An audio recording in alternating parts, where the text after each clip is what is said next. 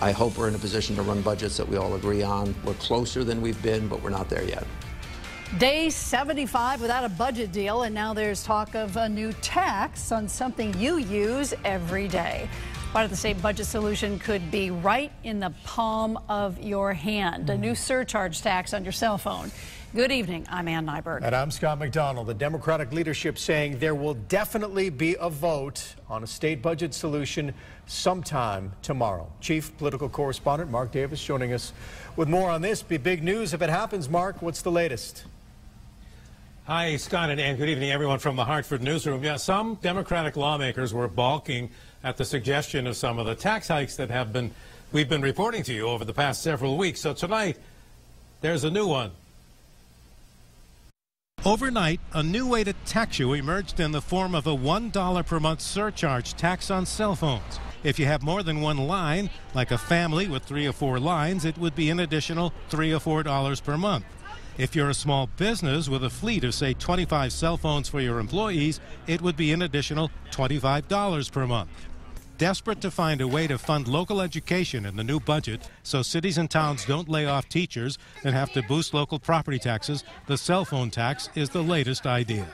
We try to look at other states to be competitive with other states and see some things that they've done with sort of the new technology. There's a new way of revenue coming into states and local governments, and this is one way that other states do, and so it's something we're looking at adopting. Senate Majority Leader Bob Duff notes that the hike in the sales tax is definitely dead, and word is the so-called restaurant tax is also doubtful now. Things in there that people may not like, but there's also lots of things in there that people will like because it still funds things that you ask an average person, they would say we should be investing in those areas. Following a tour of the renovated Bradley Air Museum today, the governor did not rule out the cell phone tax idea.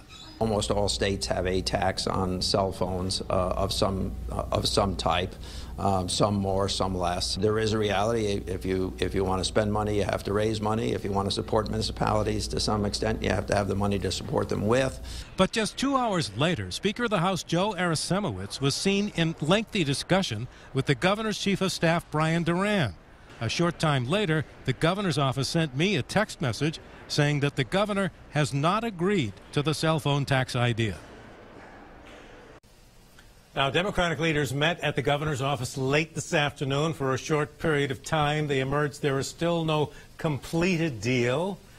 However, all are expected to continue to work through the night. And I just received another text from over there saying, for your information, 3 p.m. Senate session Thursday just added to the Connecticut General Assembly calendar.